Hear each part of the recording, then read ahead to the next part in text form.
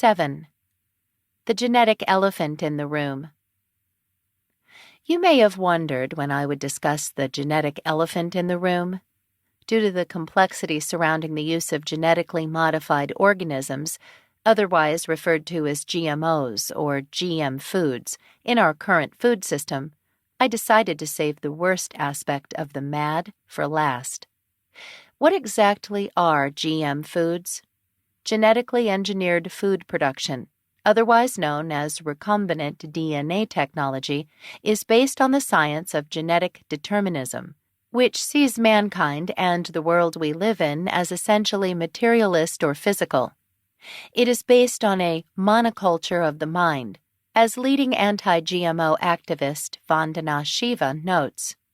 Indeed, this way of thinking can be traced back to the ancient Greeks, whose philosopher Democritus argued that everything consists of atoms tumbling around in the universe, coming together and breaking apart. We are myopically reduced to our material aspects.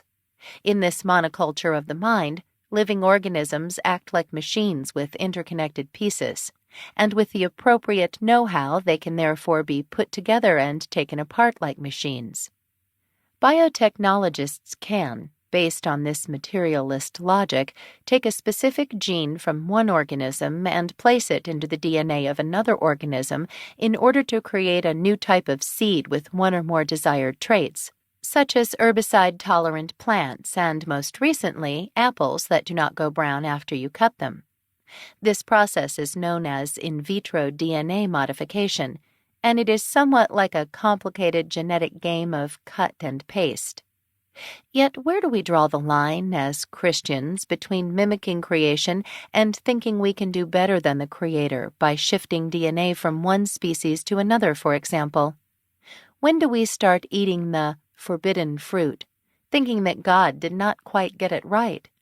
The Church needs to open a way for a serious discussion of these issues. Yet I have never heard a sermon on genetic engineering and Christian bioethics. We are God's stewards, and we will be held accountable for the way we have cared for the world He loves and has entrusted to us. John chapter 3, verse 16. Why are we not talking about how to steward in the real world with real-world issues? Genetically modified smoke and mirrors. What is really fact? Today, the two traits that dominate the market for genetically engineered foods, a market which is concentrated on large-scale soy, corn, cotton, and canola production, are insect resistance, IR, and herbicide tolerance, HT. In the United States, the world leader in industrial-produced GMOs, these crops account for half of all agricultural production, 169 million acres, which involves an estimated 93% of soybean acreage, 85% of corn acreage, and 82% of cotton acreage. In 2014, farmers using GM seeds accounted for roughly 49% of global agriculture usage in the aggregate, most of which is concentrated in a handful of countries, such as the United States, Brazil, South Africa, and Argentina. While GM crops continue to spread, a number of headlines have recently declared that the debate over the potential risk to our health from GMO consumption is essentially over. This is a premature prediction. Newspaper headlines, and indeed any source of material, cannot be taken at face value. There is potential publication bias, especially considering the biotechnology industry's influence in GM food science. In a 2011 study, for example, Portuguese researchers found that there was a strong association between industry-related GMO research and positive outcomes for GM foods in these scientific studies. Merely because a study was published in a journal and sounds intellectually intimidating does not mean this study is necessarily true. Look at who funded the research. Essentially, we should always apply the principles of asking, answering, and discussing to any piece of information we come across.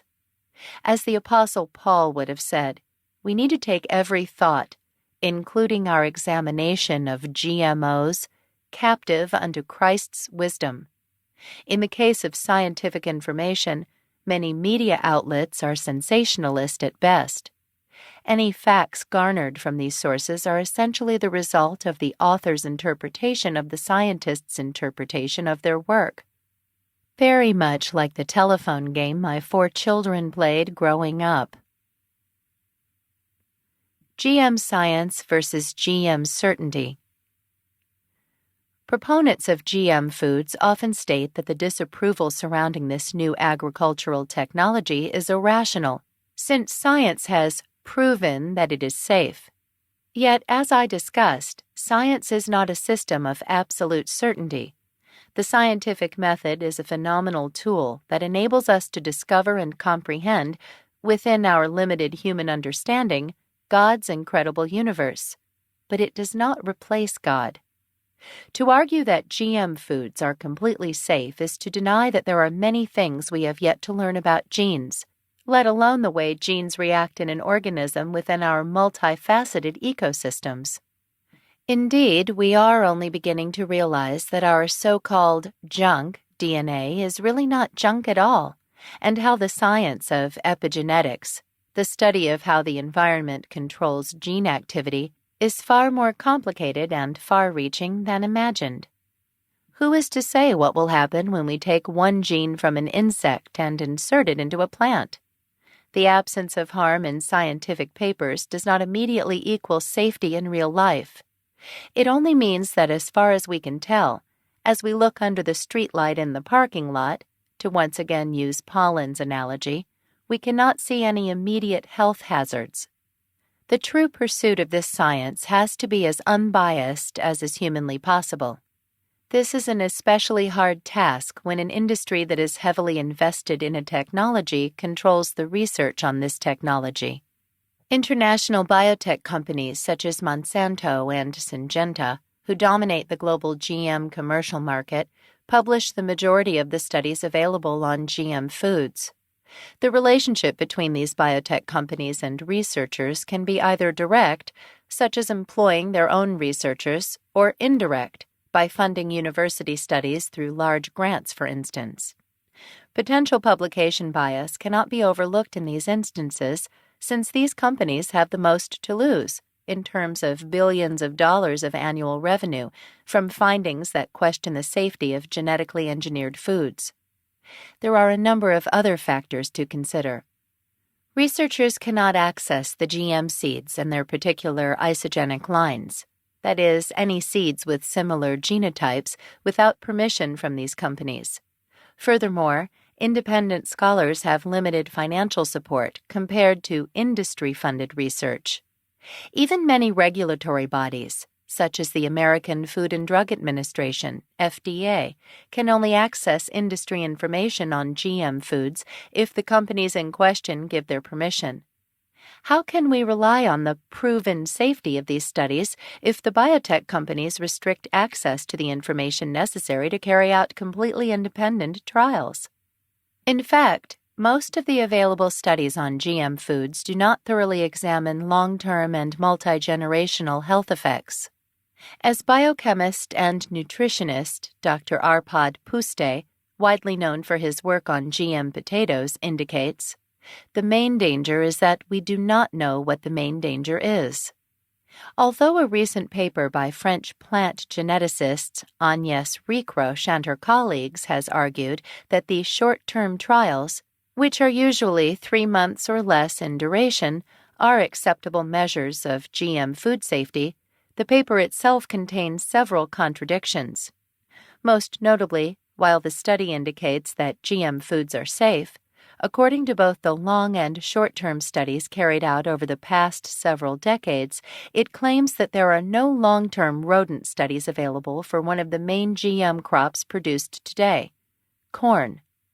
According to an academic review of the studies on GM foods and health published that same year by Jose L. Domingo, a professor of toxicology and environmental health, there are in fact an equal number of scientific papers on both sides of the GMO safety debate, while the vast majority of these studies were industry-funded and therefore at strong risk of bias. Likewise, Environmental Science Europe published a paper at the beginning of 2015 noting how there is no global scientific consensus on GM food safety, no global epidemiological studies investigating potential effects of GM food consumption on human health, and no global consensus on the environmental risks of GM crops by the global scientific community. Indeed, this journal also notes how a list of several hundred studies does not show GM food safety, while the EU research project provides no evidence for sweeping claims about the safety of any single GM food or of GM crops in general. Exactly what is certain? As the scientific community still argues over GM foods, the number of studies strikes a disquieting note. GM foods have been associated with autism, allergies, and infertility, to name just a few potential long and short-term health effects. Most recently, the WHO released a report on Monsanto's Roundup Ready seeds, a herbicide-resistant GM crop, noting that they have potential carcinogenic effects. At the very least, GMO products should have labels so that the consumer can freely make their own informed decision on the risk that these foods pose to themselves, their loved ones, and the planet. I smell a rat. One of the few available long-term rodent studies on GM corn is the 2012 Seralini paper on Roundup, also known as glyphosate, the leading herbicide used today, and Roundup-tolerant GM corn. French professor of molecular biology Gilles-Éric Seralini and his team of scientists found that compared with control groups, rats exposed to both this herbicide and corn over 2 years suffered from a number of health issues, such as tumors, necrosis, kidney disease, and early death related to the additive POE15. Since POE15 is not considered an active ingredient, regulators did not assess its safety in the same way that glyphosate was tested. After a firestorm of both criticism and support for the findings, the Food and Chemical Toxicology Journal retracted the peer-reviewed paper in 2013. This withdrawal elicited even more international criticism and detailed responses from the authors, while a global petition was signed against the journal's actions. At the same time, the European Food Safety Authority, EFSA, argued that the Seralini et al. Paper had not followed its guidelines for 3-month-long rodent studies. This announcement was particularly troubling in light of the fact that Monsanto's long-term trials also failed to meet the EFSA's recommendations. Yet the biotech giant was not subject to the same criticism. In the summer of 2014, the paper was republished in another journal, Environmental Science Europe, further adding to the controversy surrounding the study. This Seralini affair, whether or not you agree with the methodology and findings of the paper, still underscores both the inadequacy of our current methods to examine the safety of GM food production and the convoluted nature of a public debate that is far from over. What other potentially toxic ingredients, inactive or otherwise, are in these chemicals and seeds? Is the uncertain risk associated with commercial GM food production worth the purported benefits of the technology? Indeed, is it possible to have a reasonable scientific debate on a technology that industry and government have already invested billions of dollars in?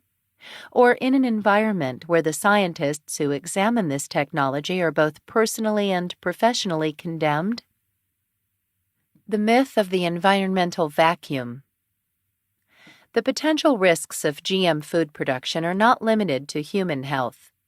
GM crops are monoculture crops and are therefore prone to the issues this type of agricultural production causes, including a dramatic decrease in the environmental diversity essential to a balanced ecosystem.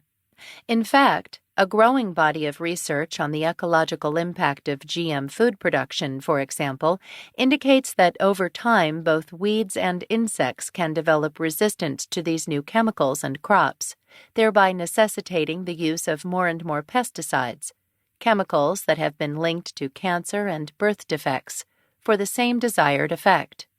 For instance, in Iowa, many farmers now have to deal with rootworms that have developed a resistance to the genetically modified corn that contains insect genes, compelling many of them to increase their use of insecticides to combat this infestation.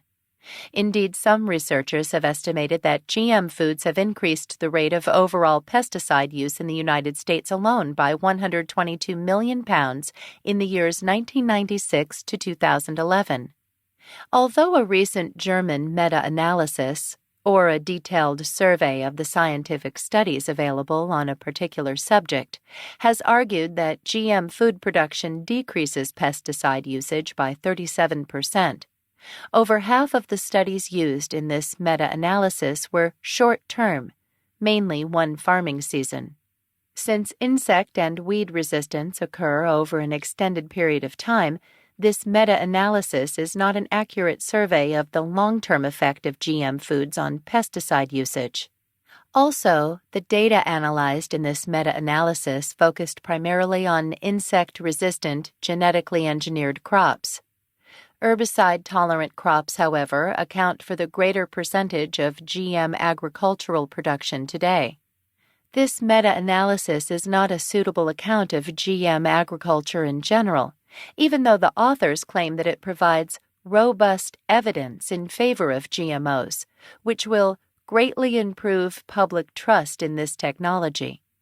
In fact, that data collected was restricted to just 3 crops: soybeans, corn, and cotton, in predominantly 3 countries, South Africa, India, and the United States, and was based largely on farmer surveys, which are less dependable than fixed measurements. This is by no means robust evidence that all GM food production in the world is safe and beneficial. Likewise, correlation in science does not imply causation, and there are other variables, such as different types of farms, that can also account for the findings of this analysis. GMO agricultural production never occurs in an environmental vacuum. In a research laboratory, these genes can be controlled to a degree, although we are only beginning to understand the way genes function. Once GMOs are incorporated into complex ecosystems, however, their effect on the interconnected nature of these systems is little understood. If scientists do not even know 98% of the organisms in the soil used to grow the crops, how can we suitably measure the effect of GMOs on intricate ecosystems over time? This risk is particularly alarming in light of the fact that genetically engineered seeds contaminate non-GMO crops through natural processes such as pollination and the weather. Ultimately, we have introduced artificial organisms into an environment we cannot control. Whether or not we choose to eat GM foods, we are all part of these ecosystems. We are all affected by the agricultural production of GMOs. Even if genetically engineered food increases agricultural yield, as the German meta-analysis discussed argues, more processed foodstuffs and grain-based animal feed will not fix our broken food system. Fundamentally, the goal of a food system is not just to feed people, but to feed them in a way that nourishes and sustains life. We have already seen the result of too many empty calories. These unhealthy foods can lead to disease and early death, just as lack of food leads to disease and early death. GM corn and soy are solutions that stay within the framework of a global food industry that emphasizes quantity over quality. We have to step out of this pattern of thinking. As Hesterman notes, the system we have in place is still largely based on this outdated concept that agriculture is part of the manufacturing sector. Food is not the same as food-like products. Ultimately, we need to renew the way we think about our meals and not conform to the way the world thinks about our meals. Romans chapter 12, verse 2. We have enough food to feed the world. Indeed, hunger is not an issue of food production. Today, we have enough food to feed the world. The system that delivers this food, however, is one where millions and millions of pounds of food go to waste on a daily basis, Millions of pounds are turned into animal feed and gasoline for our cars. Almost 1 billion people are starving, and 30% of the world population does not get enough micronutrients. As celebrated economist and 1998 Nobel Prize winner Amartya Sen notes, starvation is the characteristic of some people not having enough food to eat. It is not the characteristic of there being not enough food to eat. GM foods are an oversimplified and inherently indeterminate solution to the complexities of hunger, where there is enough food for everyone, but not everyone can access this food. We need to change the political, social, and economic forces that do not allow people to alleviate their hunger. Growing more and more corn or soy is merely taking the easy way out and does not solve the underlying issues that lead to food insecurity and starvation. The industrial production of corn and soy are Band-Aids on a gaping wound. Even the potential of increased yields from GM crops is in question. For instance, Monsanto's genetically engineered soybeans have a yield drag, or reduced yield of 5 to 10% compared to conventional soybeans. Indeed, a recent United Nations and World Bank long-term review, known as the International Assessment of Agricultural Science and Technology for Development, IAASTD, analyzed data from 110 countries and 900 participants and noted that GM crops cannot meet the food needs of the world's population. In terms of consistent intrinsic yield increases, or the amount of food that crops can produce under ideal circumstances, GM crops, as opposed to conventional agriculture, have not lived up to the promises of their defenders. Indeed, the current food industry has failed at meeting its promise of more and more yields. Overall crop losses have actually increased since the mid-20th century in the United States alone. Thus far, the biotech companies who often promise better food to save the world, in response to their many critics, have not yet lived up to the hype of their marketing campaigns. For example, golden rice, which was featured on Time magazine's front cover as a solution to the tragic levels of vitamin A deficiency that affects millions of children globally, failed to overcome the cultural norms of rice color in Asia in the absence of social programs educating the communities in question. And scientists still debate just how much of this rice, with vitamin A engineered into it, which is responsible for the golden color of the grain, will have to be consumed to meet children's nutritional needs. Some estimates note that up to 50 bowls of golden rice a day would have to be eaten to meet the recommended daily allowance of vitamin A. In light of the potential dangers of vitamin supplements we discussed in Chapter 5, it is even more imperative that these nutritional findings are thoroughly and independently tested before they are offered as solutions that can save 1 million kids. We should not embrace these new technologies based on future promises that have not yet materialized, in the same way that you would not purchase my products if I only promised to help you in the future. Is there a seed of hope anywhere?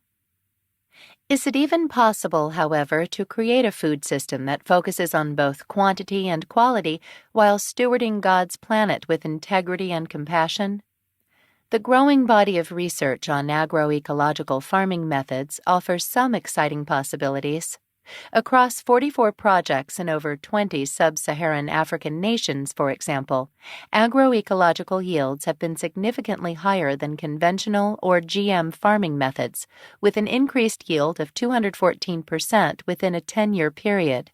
Similarly, the Rodale Institute's 30-year-long Farming Systems Trial, FST, has shown how organic farming methods can equal conventional yields, while remaining more resilient during seasons of inclement weather. In a number of cases, organic farming has actually been shown to be as effective in terms of yield as conventional methods. Additionally, a 2014 meta-analysis on organic versus conventional agriculture found that the previous estimates of low yields for organic farms had been overemphasized due to the views of the scientific community at the time. In fact, both multi-cropping and crop rotations on organic farms significantly reduced the assumed yield disparity between organic and conventional farming methods. We should urgently consider investing our dollars in technologies that promote ecological diversity and resilience.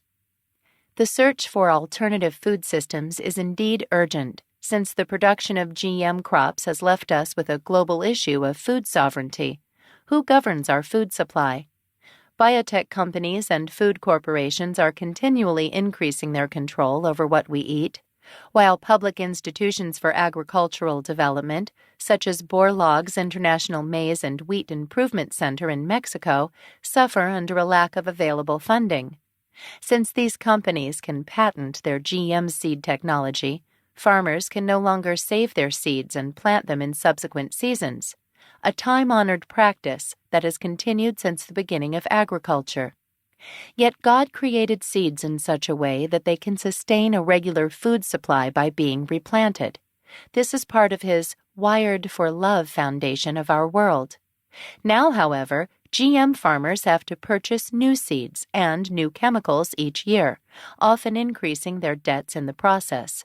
And according to the USDA's Economic Research Service, giving control of seeds to private companies has in fact led to a significant overall decrease in the amount of funding given to agricultural research and development. We know less, but we are allowing these companies to earn more.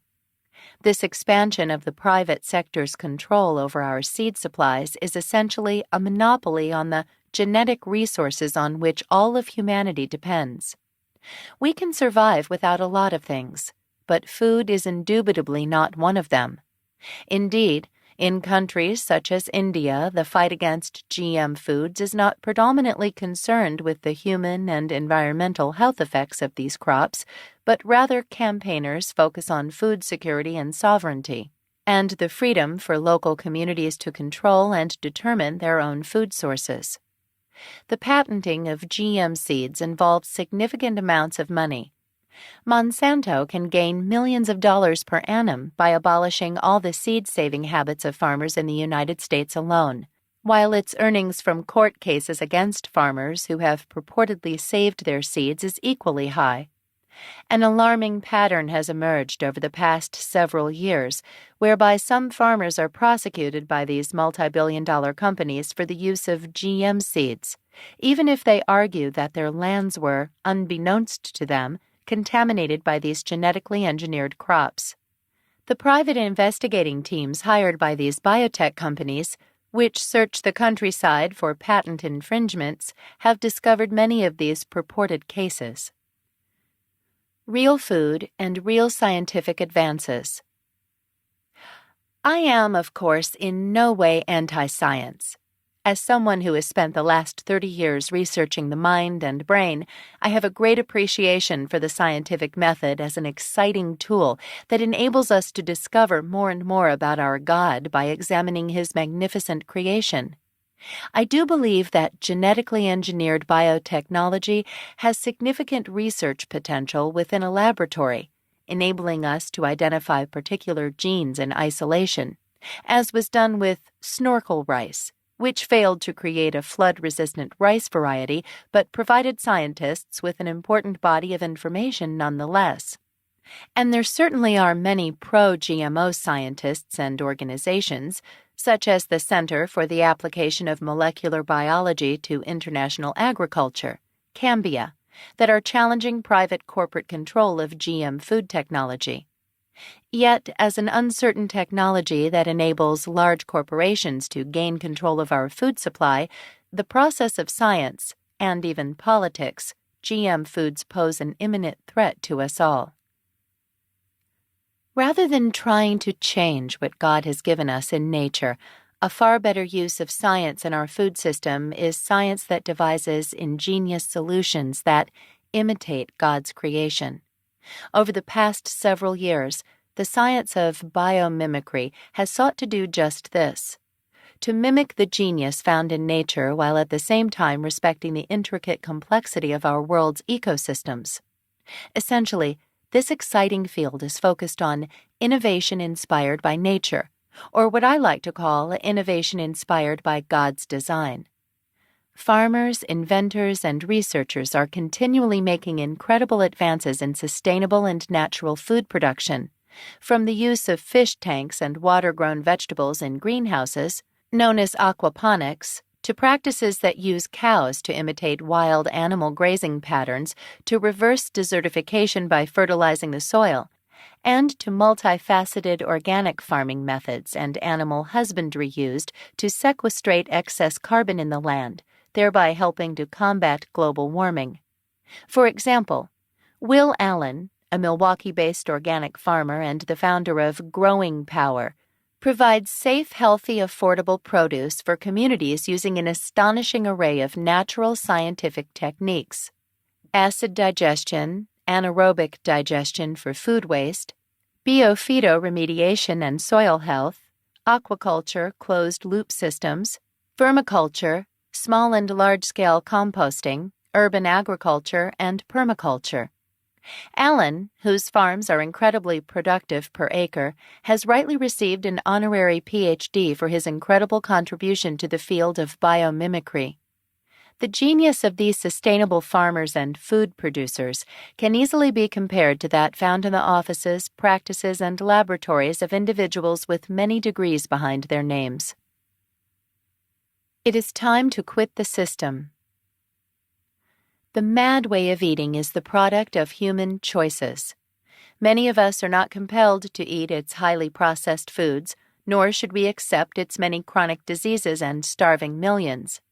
By opting out of this system, we collectively make it more possible for others less fortunate than ourselves to access real whole foods and rewire our food system toward health again. Yet before we plant a garden in our backyard, we have to plant a healthy garden in our head.